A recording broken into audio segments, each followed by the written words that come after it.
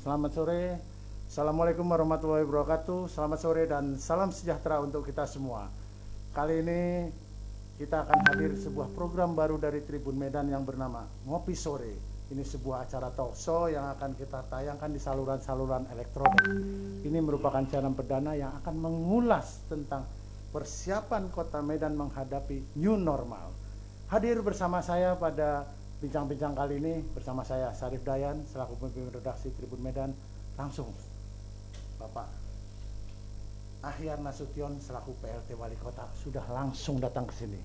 Dan luar biasanya sekali adalah beliau datang ke sini sembari berolahraga bersepeda. Selamat sore Pak Ahyar. Sore Bang Syarif Dayan dan seluruh kru Tribun Medan ini. Iya, gimana kabar sore ini Pak? Alhamdulillah sehat, segar. Alhamdulillah, semoga kita terus sehat dalam sehat, situasi ya. Seperti ini ya Pak. Sehat ini yang paling mahal sekarang. Iya. Dan selain Bapak PLT Wali Kota Medan juga hadir bersama kita untuk bincang-bincang sore ini adalah Bapak Rian Tirta selaku Chief Sales dan Marketing Officer Enesis Group. Selamat sore Pak Rian Tirta. Selamat sore Bang Syarif, apa kabar? Alhamdulillah baik. Ya. Juga gimana kabar di sana Pak Rian? Hari ini cerah, sudah mulai macet di Jakarta, tapi semua di kantor sini dalam keadaan baik juga. Oh baik-baik juga. Mungkin Ya. kita sebentar lagi kita akan ngobrol-ngobrol nih. Akan meminta Siap. waktu Pak Rian Tirta juga untuk kita bincang-bincang seputar masalah persiapan new normal, terutama di Ya. Kota Medan. Siap, ya. Yang memang tidak dipungkiri bahwa pandemi COVID-19 ini memang cukup membuat banyak sektor ya Pak ya. Ya. Sektor itu menjadi semacam ya kita bilang tanda kutip terpuruk ya Pak. Ya. Terpuruk akibat macetnya roda ekonomi, tumbuhan akhirnya menimbulkan banyak persoalan yang memang ada di sini. Nah, kita sendiri akhirnya udah sepakat bahwa kita harus melawan ini, harus melakukan protokol kesehatan untuk bisa melawan COVID-19. Nah, kita akan bincang langsung dengan Bapak PLT Wali Kota, terutama bagaimana persiapan Kota Medan menghadapi era new normal mendatang. Silakan Pak Wali, mungkin bisa. Terima kasih Bang Syarif Dayan dan seluruh kru Tribun Medan. Pertama sekali, Medan tidak pernah dan tidak akan menggunakan istilah new normal. Karena nanti new normal seakan-akan udah normal semua. Jadi pemerintah Kota Medan menggunakan adaptasi kebiasaan baru (AKB). Adaptasi kebiasaan baru ya. Iya. Pak Ahyar? Iya. Jadi adaptasi kebiasaan baru terhadap suasana pandemi COVID-19.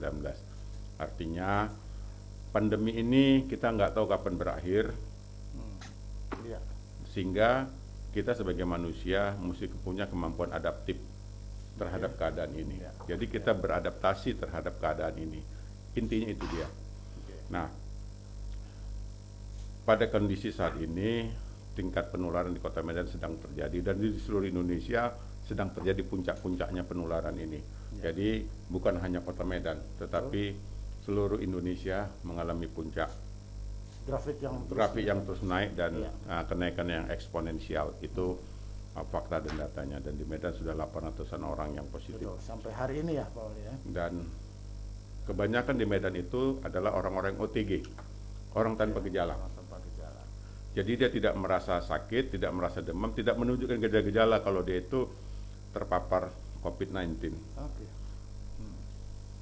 Sehingga dia terus beraktivitas sebagaimana biasa dan dia tinggal di rumah. Nah, akhirnya menularkanlah kepada orang-orang terdekat sekitarnya, baik di dalam rumahnya maupun orang di seputaran tempat dia beraktivitas. Itu yang menyebabkan peningkatannya jadi tinggi. Karena memang OTG. Kalau dia ada gejala-gejala lebih cepat kita isolasi. Nah, persoalan sekarang ini OTG. Yang terbanyak itu adalah OTG di Kota Medan. Oke Pak Wali, berbicara masalah yang terbanyak OTG, tentu artinya kita juga harus menyiapkan sebuah langkah-langkah ya Pak Wali untuk menyikapi ini. Kira-kira apa langkah-langkah yang sudah dilakukan? Langkah-langkah akan dilakukan oleh pihak Pemko Medan, Pak Wali. Jadi langkah-langkahnya pertama, kita sudah menyiapkan rumah isolasi. Awalnya kan bagi yang ODP, PP, tadi itu dia. Nah,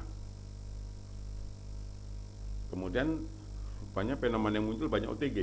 OTG itu orang tanpa gejala dan positif itu kan harus wajib di isolasi di rumah sakit. Betul. Rumah sakit. Nah, okupasi rumah sakit hampir penuh.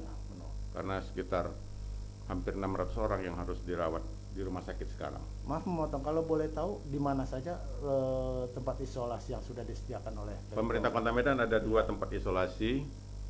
Pertama, yang ODP itu kan bisa diisolasi di rumah. Namun kalau rumahnya tidak layak, pemerintah Kota Medan menyiapkan 2 tempat DP 4TK di Medan Helvetia dan di Rumah Sakit Lions di Jalan Gereariatur Amir Hamzah. Ada 2 tempat, tapi itu memang belum terpakai semua. Nah, karena banyak yang sudah positif OTG, yang di situ disebut orang yang positif OTG disebut positif COVID-19 asimptomatis. Itu istilahnya. Jadi istilahnya orang positif OTG itu disebut asimptomatis. Nah, ini tadi kami baru putuskan Pirngadi akan dijadikan pusat perawatan. Hasil rapat barusan ya Pak? Ya, pagi tadi dengan Kadis Kesehatan, dengan pihak Rumah Sakit Pirngadi dan Persatuan Dokter Paru Indonesia, karena potensinya semakin tinggi penularannya itu, dan untuk yang positif asimptomatis nanti akan disiapkan di Rumah Sakit Pirngadi. Menurut Pak Wali, OTG maupun PDP, tingkat kesulitannya mengawasi yang mana Pak Wali? OTG, karena dia tidak merasa sakit, dia tidak menunjukkan gejala apapun, tiba-tiba udah menularkan. Makanya untuk itu, untuk mencegah sebenarnya kita nggak boleh ambil risiko, mesti pakai masker. Tapi karena merasa gejala, biasa tidak sakit, dia tidak pakai masker, akhirnya dia menularkan ke banyak orang. Ini yang kayaknya cukup menarik ya Pak Wali, ya. Penggunaan protokol kesehatan itu, bahwa syarat yang utama adalah kita menggunakan masker, menjaga jarak. Tapi kita tahu Pak Wali, mungkin tidak dipungkiri bahwa cukup banyak sekali kita melihat masyarakat kita yang masih belum mematuhi protokol kesehatan ini. Mungkin ini kesempatan nih Pak Wali. Mungkin Pak Wali bisa langsung menghimbau secara luas kepada masyarakat. Ayo, seperti apa sih sebetulnya untuk menyikapi persoalan ini? Ya, benar. Waktu saya berkunjung ke Unimed, setelah itu profesor mengatakan di dalam suatu komunitas itu perilaku komunitas, jika ada suatu pemberitahuan, suatu notis, satu pengumuman, itu hanya 2,5% yang langsung ikut patuh. Yang bisa patuh ya. itu hanya 2,5%. Ya, ya.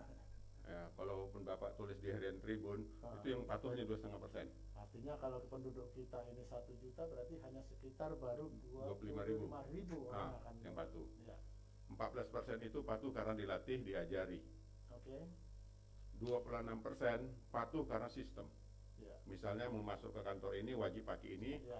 kalau nggak itu nggak bisa masuk. Betul. Itu 26%. Sisanya hampir 60% suka-suka pula mau apa rupanya. Gitu. Dan itu adalah perilaku komunal. Ya. Dan itu berlaku universal. Nah, tantangan kita itu adalah di situ melatih. Yang paling tinggi itu ya Pak ya? Ya, itu dia. Nah, di sini kami rencananya sedang mempersiapkan metode-metode dan kami diskusi kepada banyak pihak. Ya. Macam mana sih kita mengatasi hal ini bersama? Bagaimana meningkatkan kesadaran masyarakat bersama? Itu kami akan lebih gencar lagi melakukan sosialisasi dan penindakan-penindakan. Namun kalau tindak-tindakan aja, kita ini kan manusia yang beradab. Betul Pak. Kalau semuanya dihukum, semuanya disanksi, waduh, susah juga kita sebagai manusia beradab ini kan. Betul Pak. Enggak betul juga kita ini sekolahnya tinggi-tinggi tapi peradaban kita sangat rendah sekali. Itu enggak betul juga kita ini. Jadi di mana nilai-nilai pendidikan kita itu?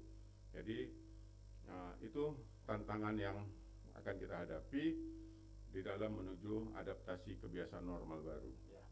Tadi di depan Pak Wali sudah menjelaskan ya. Mungkin ini banyak masyarakat mungkin belum tahu bahwa orang hanya mengertinya tentang new normal, Sementara tadi Pak Wali bilang adalah AKB. Nah, mungkin bisa jelaskan sedikit Pak Wali perbedaannya supaya masyarakat jadi paham bahwa kita tidak masuk new normal, tapi kita memasuki AKB. Nah, seperti apa gitu Pak? Adaptasi kebiasaan baru adalah kita silakan beraktivitas. Oke, silakan beraktivitas kembali. Beraktivitas silakan. Namun tetap mengikuti protokol-protokol yang diatur. Ya. Protokol itu sebenarnya sederhana saja kalau mau diikuti. Pertama, untuk semua kegiatan aktivitas, baik kantor, pusat perbelanjaan, pusat ini semua segala macam, itu ada protokol masing-masing dan sudah diatur di dalam perwal Pemko Medan ini. Di angkutan, semuanya kalau diikuti insya Allah.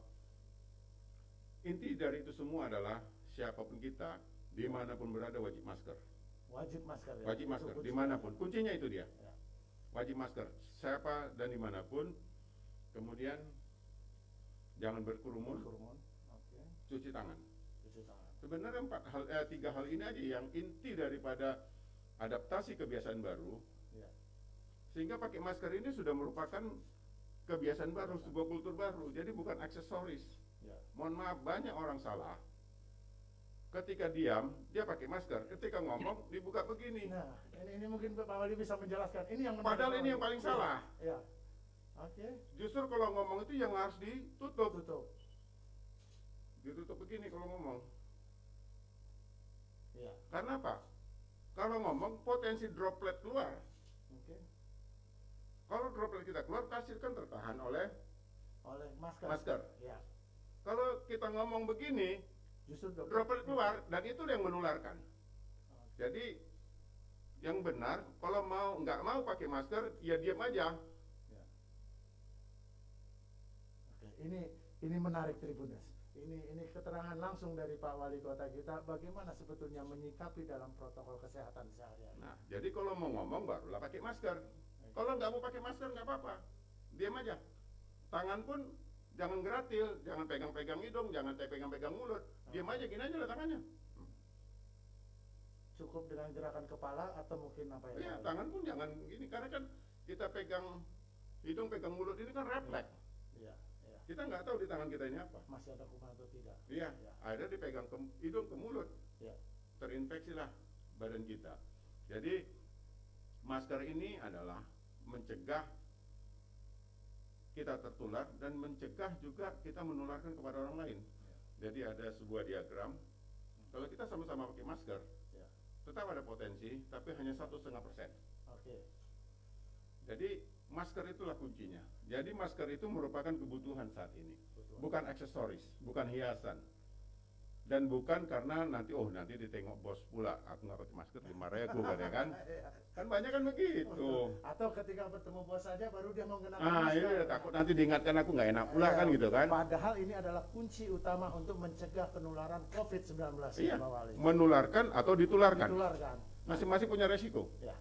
Nah, berbicara tentang adaptasi kebiasaan baru ya Pak Wali ya. Artinya kita tidak memungkiri bahwa akan ada lingkungan di sekitar kita ya Pak Wali. Lalu bagaimana menyikapi dengan lingkungan sekitar Kota Medan Pak Wali? Terutama masyarakat dari luar ataupun masyarakat Kota Medan yang akan keluar. Mungkin Pak Wali bisa memberikan himbauan atau masukan Pak Wali? Ya, ini bersama Pak Gubernur sudah beberapa kali rapat dan rencananya pada 1 Juli nanti kita akan terapkan semua. Di semua wilayah di Provinsi Sumatera Utara, yang masing-masing kabupaten kota membuat peraturan, kalau di Kota Perwal, kalau di Kabupaten Perbub. Ya. Ini semua buat, dan nanti pada tanggal 1 Juli, komando akan dipegang oleh Pak Gubernur untuk menjadi gerakan bersama. Jadi tidak parsial-parsial lagi antar Tidak daerah. antar daerah lagi. Enggak, gerakan jadi bersama. semua seluruh Sumatera Utara menjadi suatu gerakan bersama. Oke, Pak Wali. Nah, ini yang menariknya begini Pak Wali. Ini kemarin ada masukannya. Bagaimana orang yang misalnya ada lingkungan yang misalnya dia mencurigai atau apa, oh ini ada tetangga saya mungkin dari luar kota atau ada orang ada PDP atau segala macam. Bagaimana cara mereka menyampaikan atau melaporkan supaya bisa mendapatkan respon dari pemerintah kota Pak Wali? Gampang saja, tinggal hubungi Kepling nanti sampaikan bertingkat berjenjang sampai ke puskesmas, cek, periksa, rapid test, semua segala macam. Kalau perlu isolasi langsung kita angkat, kita isolasi di rumah isolasi kita. Oh, langsung akan dipantau seperti itu. Iya. Cuman masalahnya kan tidak sesederhana itu. Orang mau diperiksa malah takut sekarang. Wah, jangan kau periksa, nanti kau bilang ini pula. Musuh semua. Padahal kita mau menyelamatkan dia dan orang sekitar dia. Imbauannya Pak Wali, ini kebanyakan terutama mungkin di daerah ramai yang ketika akan didatangi untuk pemeriksaan, mereka rata-rata malah kabur Pak Wali. Lah iya. Nah, ini adalah penyakit yang harus diobati. Ini bukan aib. Ya. Ini bukan aib. Ini penyakit gitu. Yang harus diobati dan dirawat gitu. Jadi Ini bukannya bukan- mereka lari. Bukan tapi- lari. Ya. Karena kalau lari malah membahayakan bagi yang lain gitu. Ya. Kalau dia aja mau korban sendiri nggak apa-apa lah, itu pilihan dia kan. Tapi dia diisolasi mandiri atau di rumahnya sendiri Iya saja. itu terserah dia tidak mau kan. Ya, ya. Tapi konsekuensi dia tidak boleh kemana-mana. Betul. Kalau korban ya dia sendiri korban. Jangan orang lain korban gara-gara dia kan. Betul. Kita kan mau menyelamatkan dia dan orang lain. Supaya tidak menyebar terlalu. Menyebar itu dia. Ini wah nggak mau aku kan ya. Berapa banyak itu ditolak. Ya.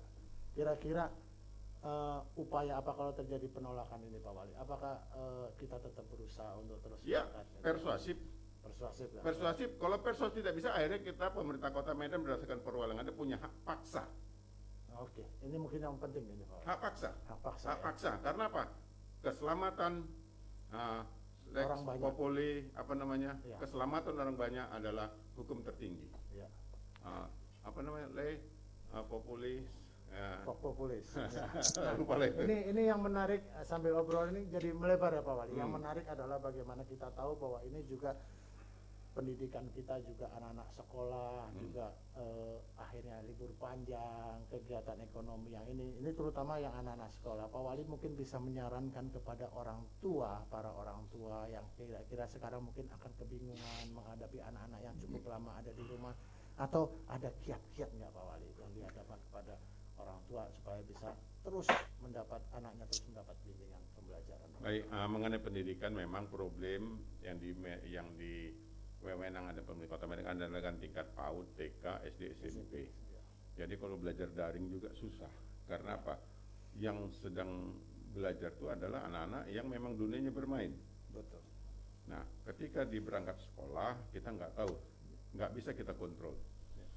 Jadi waktu kami keliling ke kampus-kampus, jadi hampir semua kampus menawarkan nanti pada masa perkuliahan ini kan ada apa itu KKN, apakah itu PKL. Ya. Jadi mahasiswa KKN dan PKL yang ribuan orang itu akan menjadi volunteer.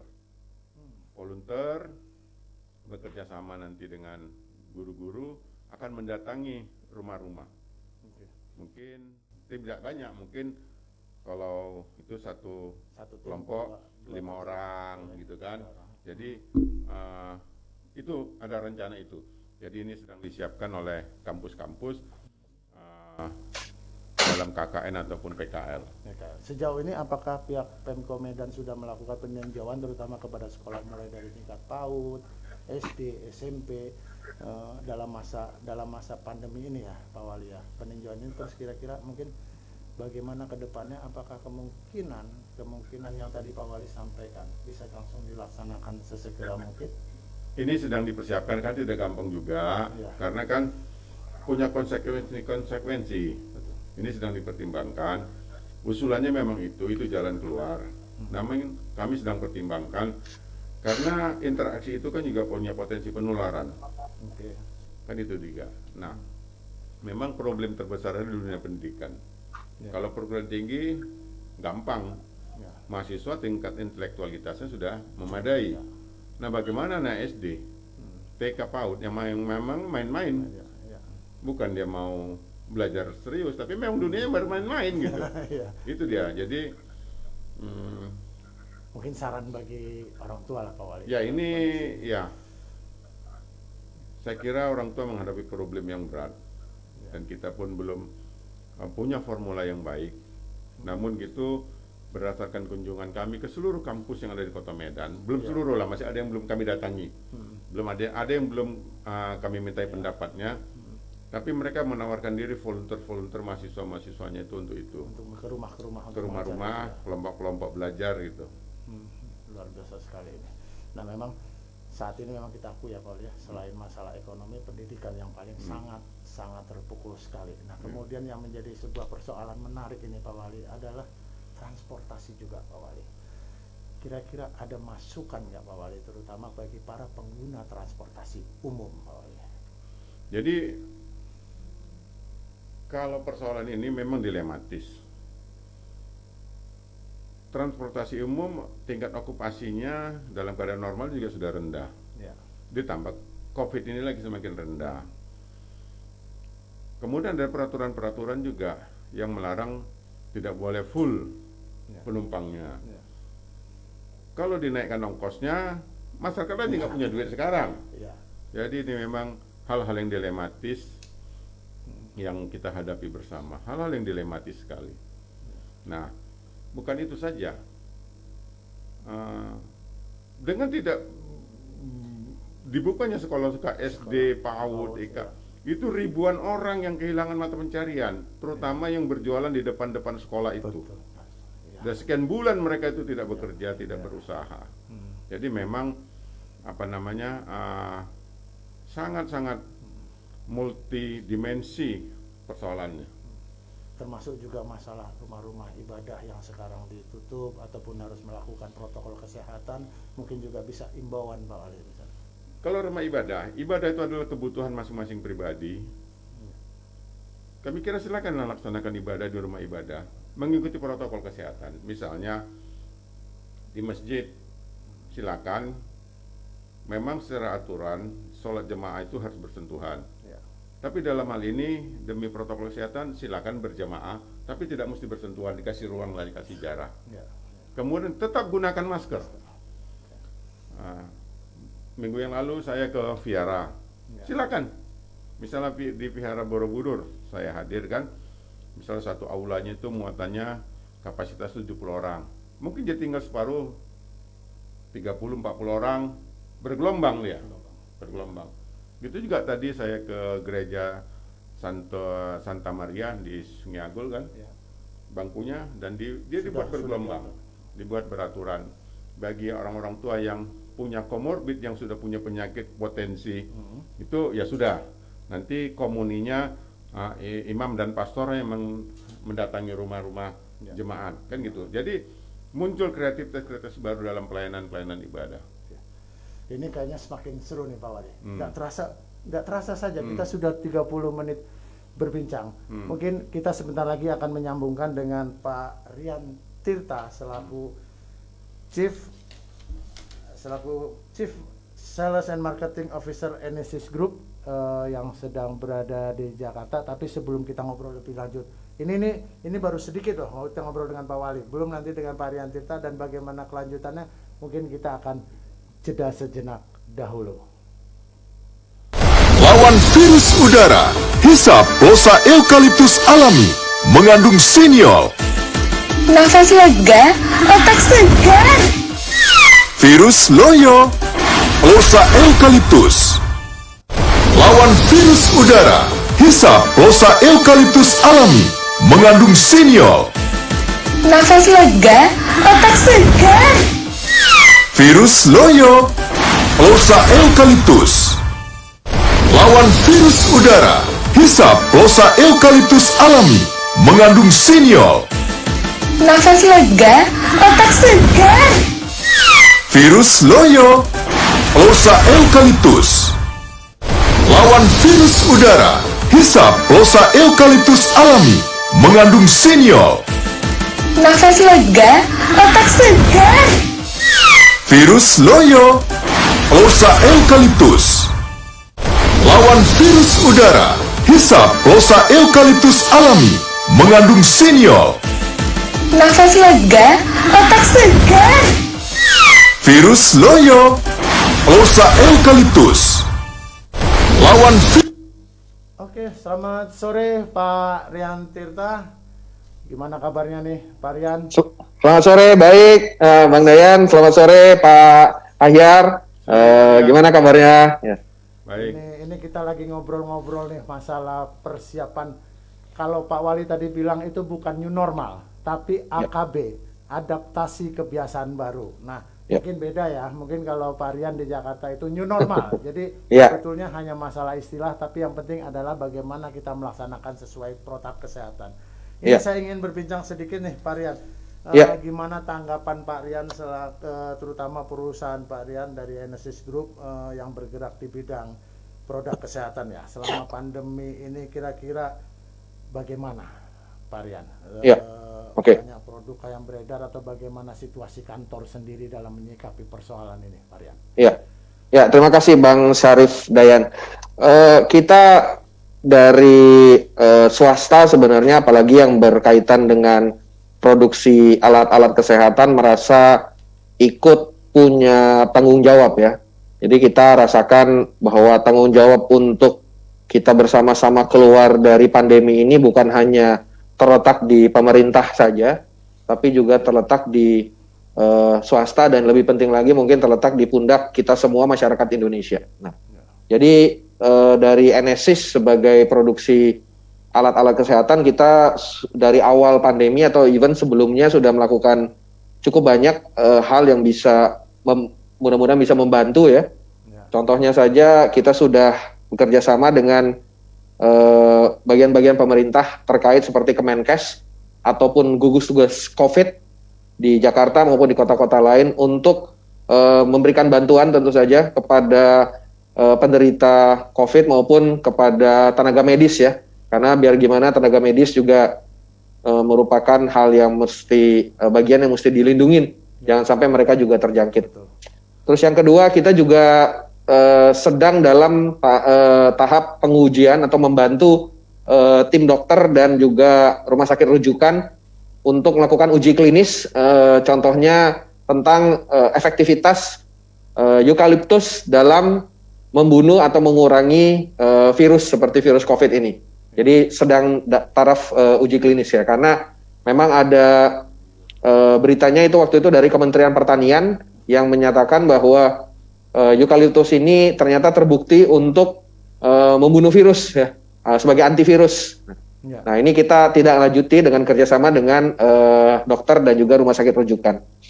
Yang nomor 3 yang nggak kalah pentingnya tentu saja dari segi komunikasi ya. Jadi kita merasa salah satu peran dari pihak swasta ini adalah untuk membantu pemerintah dalam melakukan komunikasi kepada masyarakat Indonesia tentang bagaimana pentingnya kita mematuhi protokol kesehatan.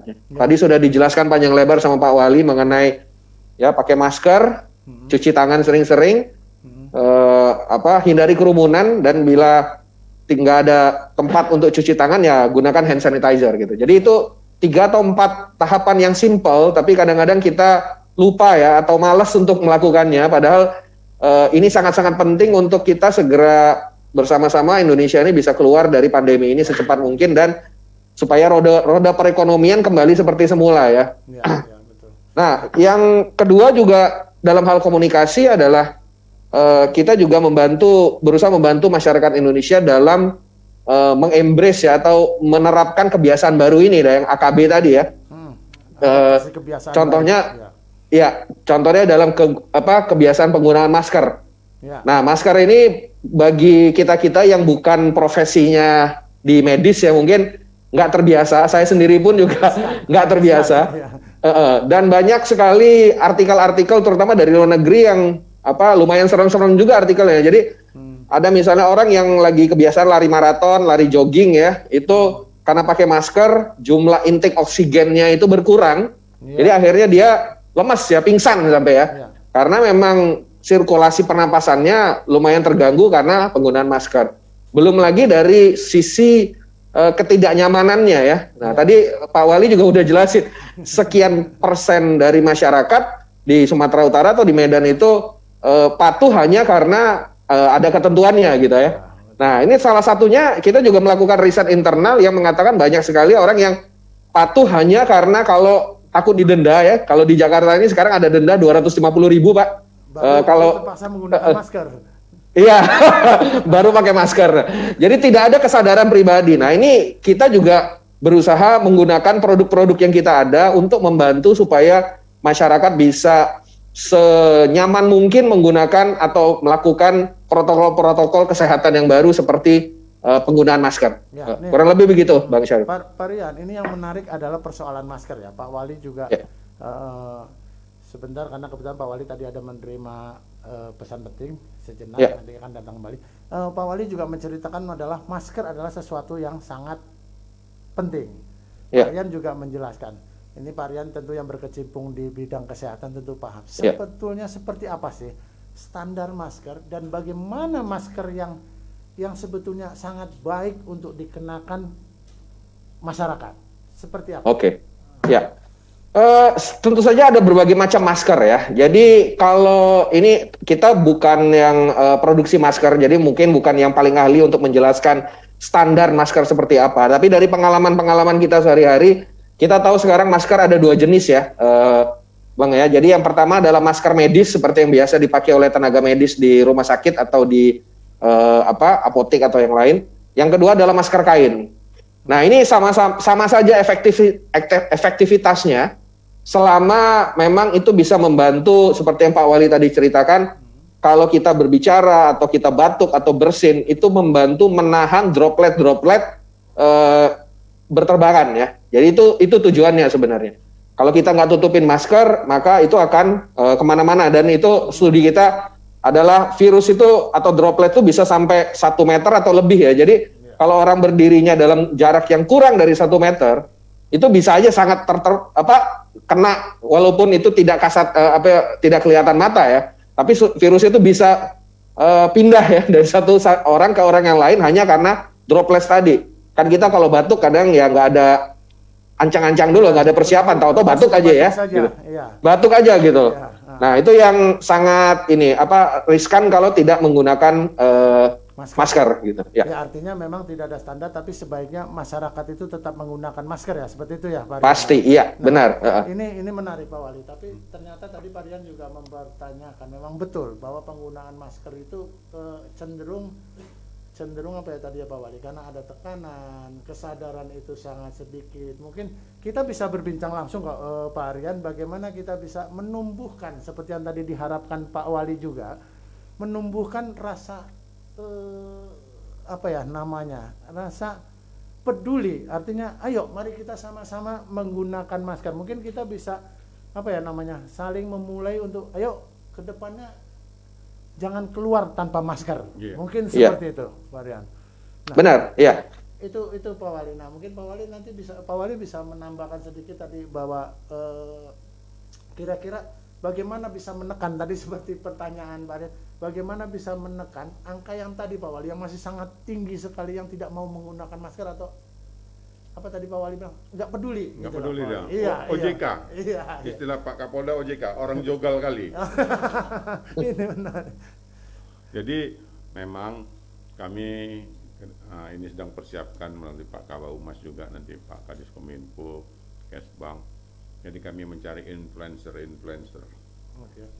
Apakah itu influencer di kalangan anak-anak muda, tokoh-tokoh agama, tokoh-tokoh masyarakat. Nah, ini yang akan kami jadikan influencer.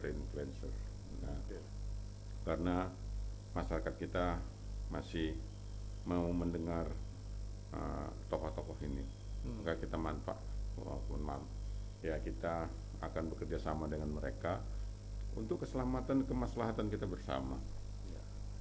Jadi di jajaran pemerintahan pun sekarang, di semua kantor pemerintahan sekarang wajib mengikuti protokol. Jadi semakin banyak kita terapkan itu, semakin tertib dan disiplin kita, masyarakat akan semakin terbiasa dengan kebiasaan hidup baru. Karena kita di dalam suasana pandemi yang belum ada tahu kapan selesainya nggak tahu kita, dan mungkin tidak selesai virus ini. Ya, menarik. Ini Pak Rian kayaknya dapat tantangan nih dari Pak Wali, Pak Rian. Bagaimana kita harus menciptakan influencer yang bisa membantu untuk meningkatkan kesadaran masyarakat, terutama ya kita tahulah bahwa mungkin pihak luar ya kadang-kadang justru bisa memberi semangat lebih nih. Kira-kira Pak Rian, gimana Pak Rian? Enesis Group sendiri ini dalam rangka meningkatkan kesadaran masyarakat untuk mengikuti protokol kesehatan, apa saja yang sudah dilakukan, Pak Rian? Ya, jadi yang tadi seperti yang saya jelaskan ya, yang pertama adalah kita tentu saja menggunakan semua lini ya, komunikasi kita, baik itu di TV maupun di digital, maupun media-media cetak lainnya, membantu pemerintah untuk menerapkan bersama-sama menerapkan protokol kesehatan ini, dan juga ya membuat ini menjadi sesuatu yang kebiasaan ya, harusnya menjadi kebiasaan. Kan di mana-mana orang kalau berganti kebiasaan ya, biasa tiap hari makan nasi terus sekarang dikasih kentang tuh misalnya ya, pasti ada 1-2 minggu yang aduh perut saya mules ya, pasti ada di situ ya. Nah, tapi kita memberikan encouragement ya istilahnya. Menurut saya paling bagus itu ya, ini walaupun sudah ada banyak denda 250.000 ya Pak, kalau di Jakarta kalau nggak pakai masker banyak sekali ini ketawa, kalau ini bisa di PHK segala macam kalau nggak pakai masker. Tapi paling penting itu adalah positive encouragement, artinya kesadaran yang memang tumbuh dari dalam, pentingnya ini. Nah, itu kesadaran tumbuh dari dalam hanya kalau 2 hal terjadi. Yang nomor 1 adalah memang mereka menyadari bagaimana pentingnya penggunaan masker ini dalam rangka supaya kita semua bisa keluar dari pandemi ini. Nah, yang nomor 2 adalah kebiasaan ini mesti jadi biasa secepat mungkin gitu. Jadi peran kita adalah pertanyaannya, apakah hukuman itu penting? Mungkin nanti juga kita akan tanya kepada Pak Wali juga. Menurut Pak Rian, apakah hukuman itu penting? Kalau di Jakarta mungkin seperti Pak Rian tadi sebutkan bahwa ada hukuman 250.000 apabila tidak ini atau menyapu jalanan ya. Nah, sementara kalau di Medan kita baru hanya berupa teguran ya Pak Wali. Teguran dan kemudian push up kalau nggak salah di jalan. Nah, kartu identitasnya ditahan. Ya, kartu identitasnya dan mungkin kita bisa berdiskusi sedikit. Seberapa pentingkah kira-kira tanda kutip hukuman ini, Pak Wali? Gimana Pak Wali? Disinilah perdebatan tersebut. Kita sebuah kota besar. Kalau semuanya pakai sanksi, berarti peradaban kita peradaban barbar, kan gitu. Namun kalau tidak kita beri sanksi, ternyata memang masyarakatnya masih masyarakat barbar. Jadi ya di sinilah. Dilematis ya Pak. Di sini memang kita ada sanksi, namun sanksi itu memang hanya untuk sekedar mengingatkan, kamu salah gitu, ikuti ini gitu. Jadi kita tidak ingin membebani masyarakat itu secara berlebihan. Hanya sebenar, ayo ini loh, kamu salah itu, kalau nggak pakai itu nanti bahaya. Sebenarnya sebuah warning yang kita berikan. Oke, terima kasih Pak. Ini menarik. Nah, Pak Rian sendiri bagaimana Pak Rian? Di lingkungan perusahaan Anda ketika apakah juga memang harus disanksi atau tidak? Kayak di tempat kita mungkin memang semua protokol kesehatan harus memakai ini. Lalu bagaimana dengan yang tidak, Pak Rian? Ya, jadi seperti yang saya jelaskan, kita di perusahaan kita yang kita percaya ya memang denda atau ancaman semua pasti ada ya, seperti yang Pak Wali bilang tadi, untuk mencegah supaya ada orang yang tidak peduli atau lupa atau malas ya, Banyak yang datang ke yang kantor. terakhir itu ya, Bang, ya. Iya, benar. Nah, tapi ya kita juga berpegang kepada yang paling bagus itu adalah kesadaran yang muncul dari dalam dan juga kebiasaan yang bisa di-embrace atau langsung dipunyai secepat mungkin ya. Contoh saya tadi biasa makan nasi dikasih kentang itu sama dengan kita biasa tidak pakai masker sekarang pakai masker. Pasti rasanya tidak nyaman. Ya. Salah satu yang kita lakukan di lingkungan pekerjaan kita adalah ya produk-produk yang kita buat, yang kita jual itu kita komunikasikan untuk bagaimana membantu masyarakat menyongsong kebiasaan baru ini. Ya. Contohnya saja ya, sebenarnya ada data yang mungkin nggak banyak orang yang tahu bahwa masker itu kita melihat harus dipakai setiap kali jalan keluar. Gitu. Tapi ada juga sebagian masyarakat yang maskernya itu 1 bulan nggak pernah dicuci misalnya. Ini menarik. Nah, jadi Masukannya ini. Iya, menarik. jadi mereka melihat, oh masker ini bisa membantu. Padahal ada datanya, ini kalau 1 bulan nggak pernah dicuci, yang ada malah masker itu menjadi sarang kuman. Iya. Standarnya kuman apapun. Standarnya. Ya. Iya, benar. Jadi kalau bisa memang masker itu hanya beberapa jam saja ya sebenarnya ya. Jadi harusnya setiap kali kita pulang ke rumah itu maskernya harus diganti ya. Kalau masker disposable seperti masker medis ya harus diganti. Kalau masker kain ya harus dicuci gitu ya. Nah, kemudian kalau memang nggak bisa mengganti atau nggak bisa mencuci, setidaknya di tengah hari atau apa kita buka maskernya. Biasanya yang kita komunikasikan adalah semprotkan masker itu di dalam dan di luarnya dengan hand sanitizer seperti Antis. Nah, karena itu mengandung alkohol yang langsung membunuh kuman 99% dalam waktu 4 detik. Nah, setelah tunggu 4 detik baru bisa dipakai lagi. Nah, itu setidaknya bisa membantu. Yang kedua adalah yang contohnya produk yang di depan yang saya tunjukin ini adalah produk Ini Plosa. yang di depan kita ya. Ya, Oke. yang sebenarnya punya 4 fungsi ya. Tapi kalau yang warna hijau ini, Bang, sebentar. Nah, yang warna hijau ini khusus karena punya kandungan eukaliptus yang bisa juga sebagai antivirus ya. Nah, tapi bisa dicoba ya. Ini kita coba Ya. nih bersama. Silakan Bang dan Pak Wali. Ya, dia kan punya 2 ujung ya. Ini mungkin saya ajarin ya. Ujung yang satu ini yang ini adalah untuk inhaler. Jadi untuk isap-isap ya. Kalau memang agak ini mampet hidungnya segala macam itu bisa diisap-isap. Terus kemudian kalau ditutup ujung ini ada 2 ujung ya, ujung yang ini. Ini untuk biasanya pijat-pijat ya dan kerokan. Unik ada seperti kuping ya di pinggirnya ini untuk kerokan. Jadi kalau habis dioles itu bisa dikerok ya. Biasanya kan orang kalau masuk angin keroknya ini di belakang leher atau di punggung. Nah, bisa dipakai itu juga setelah dioles. Yang pijatnya tadi itu bisa untuk pijat titik-titik acupressure di kepala ya. Kalau lagi migrain misalnya itu bisa di titik-titik. Nah, di dalam Plosanya sendiri, di dalam dusnya ya, Bang, itu ada leaflet yang menjelaskan secara detail itu titik-titiknya di mana aja. Gitu. Nah, jadi saya sendiri misalnya sering sakit kepala juga, migrain ya, kalau pulang kantor malam-malam kena macet lagi di Jakarta contohnya. Berjam-jam udah sampai pulang ya. Jadi saya olesin ini, kemudian saya pijit-pijit di sini. Nah, keterangannya bisa lihat di ini ya. Ini ada leafletnya nih, tuh contohnya.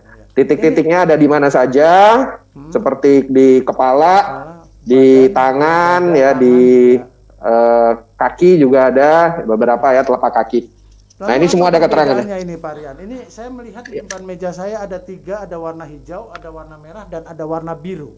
Ya. Mungkin bisa menjelaskan sedikit Pak Rian. Oke. Nah, warna hijau itu seperti yang saya jelaskan tadi adalah yang ini adalah seri eukaliptus ya.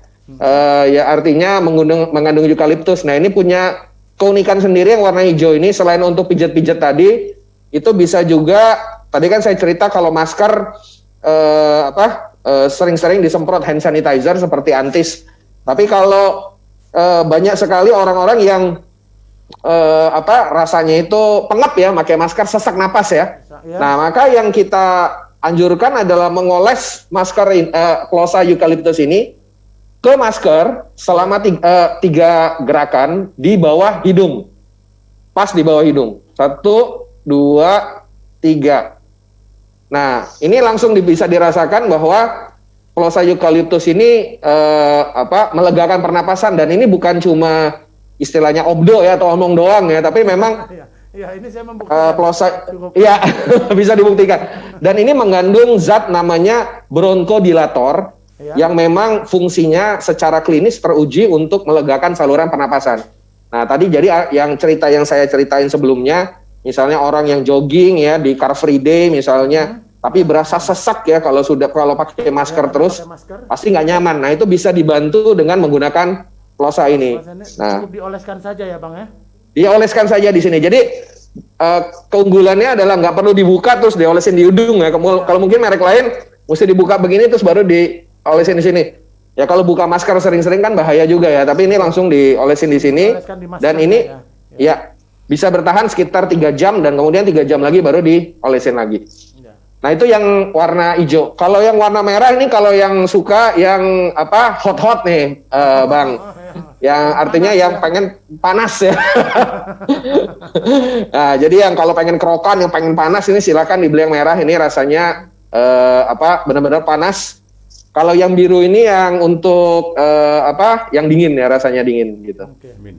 Ya, Amin ya. Nah, Cool Mountain namanya.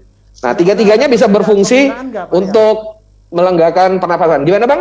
Ada penggunaan perbedaan nggak? Misalnya yang merah ini di saat kayak apa, yang hijau saat kayak apa, atau yang biru di saat kayak apa? Oke. Sebenarnya sama saja penggunaannya, tergantung preferensi dari masing-masing karena kadang-kadang ada orang yang kalau lagi kerok-kerok ya atau lagi pijit-pijit seperti ini pengennya yang panas ya, ada yang nggak kuat panas ya, mungkin kulitnya lebih sensitif. Nah, kalau kulitnya lebih sensitif, saya saranin ya mungkin yang hijau dan yang biru. Jadi sebenarnya sama saja tergantung dari preferensi atau kebiasaan kulit kita. Oke. Ya, terima kasih atas penjelasannya, Bang Rian. Ini luar biasa loh. Sama-sama. Ya. Kita ngobrol dengan Pak Ahyar selaku PLT Wali Kota Medan, tidak terasa loh. Sudah hampir 1 jam kita ngobrol, gitu ya? Pak. Iya. Nah, mungkin sebelum kita ini, Pak Rian, saya ingin masukan atau himbauan Pak Rian selaku ya mungkin yang bergerak di bidang industri kesehatan, kira-kira apa masukan yang bisa diberikan kepada masyarakat luas untuk mari kita sama-sama lawan pandemi COVID-19 ini. Ya, oke. Kalau himbauan dari kita adalah yang pertama pasti ya mendukung pemerintah untuk melaksanakan protokol kesehatan. Tidak ada hal yang lebih penting selain melaksanakan protokol kesehatan tadi seperti yang Pak Wali udah jelasin. Pertama pakai masker, kedua cuci tangan, atau kalau nggak ada akses tempat cuci tangan menggunakan hand sanitizer. Yang ketiga hindari kerumunan. Itu 3 itu sudah must have ya istilahnya, jadi harus. Yang nomor 2 adalah selain kita mencegah tadi ya protokol kesehatan, yang nomor 2 yang nggak kalah pentingnya adalah menjaga daya tahan tubuh. Ya. Nah banyak sekali riset-riset atau uji-uji klinis yang menyatakan virus COVID itu akan sangat mudah menyerang pasien-pasien atau masyarakat yang punya kekebalan tubuh atau daya tahan tubuh yang rendah. Oke. Seperti misalnya punya riwayat penyakit atau memang daya tahan tubuhnya rendah, sering sakit. Jadi penting juga nih yang kedua, selain kita melaksanakan protokol kesehatan, menjaga daya tahan tubuh kita. Jadi jangan justru karena nggak boleh keluar rumah, jadi kita di rumah tidur aja ya. Tapi tetap olahraga, coba di rumah, cari kesibukan yang ada di rumah atau di sekeliling rumah sehingga kita tetap bugar dan pastikan kita meminum atau memakan suplemen-suplemen yang bisa menjaga daya tahan tubuh. Nah, yang ketiga ada juga mungkin ini himbauan kita kepada trader-trader ya biasa ya. Ini kadang kalau dalam masa pandemi ini banyak sekali trader yang suka memanfaatkan kesempatan dalam kesempitan istilahnya ya. Ya dalam arti menimbun barang-barang kesehatan dengan harapan bisa dijual lagi dengan harga yang lebih mahal. Nah, ini tentu saja kita sayangkan karena dari kita sendiri berkomitmen untuk tidak menaikkan harga Rp1 pun selama pandemi ini. Dan justru memperbesar akses kepada masyarakat Indonesia supaya dengan memberikan diskon atau promosi supaya ini bisa dijangkau oleh semua lapisan masyarakat. Jadi justru kebalikannya. Jadi bagi yang penimbun ya, jadi tolong tidak menaikkan harga atau tidak menimbun. Kita justru kebalikannya memberikan distribusi sebanyak mungkin bagi masyarakat Indonesia. Itu saja Bang Syarif. Terima kasih. Ini ingat kejadian di awal-awal pandemi dulu ya Pak Ahyar ya. Waktu awal-awal pandemi itu harga masker aja sampai gila-gilaan satu kota. Iya, benar. Harga suplemen saja itu sampai nggak bisa kita lagi untuk membelinya. Ya terima kasih masukannya Pak Rian, semoga ini juga bisa menjadi perhatian terutama bagi tadi Pak Rian sebut bahwa agar jangan terjadi penimbunan seperti ini, karena kondisi ini adalah tujuannya untuk kesehatan kita masyarakat semua. Justru jangan ditutup-tutupi atau ditahan. Pak Wali sendiri, kira-kira Pak Wali apa imbauan atau instruksi ya kira-kira, ayo apa yang akan dilakukan bersama-sama supaya ini bisa segera ya minimal berkurang terus Pak Wali. Ya sama, nggak ada teori yang lain. Tetap gunakan masker dimanapun, itu aja kuncinya. Gunakan masker, cuci tangan, hand sanitizer, terbaik cuci tangan. Ya, jangan pegang-pegang mulut, jangan geratil lah tangan kita ini pegang-pegang mulut dan hidung. Karena saya juga secara nggak refleks ini kan pegang-pegang juga nih kan. Padahal nggak, ini refleks ini tanpa sengaja. Tapi karena ada masker saya masih percaya diri. Gitu ya. Ini sebenarnya yang paling bahaya itu, paling bahaya.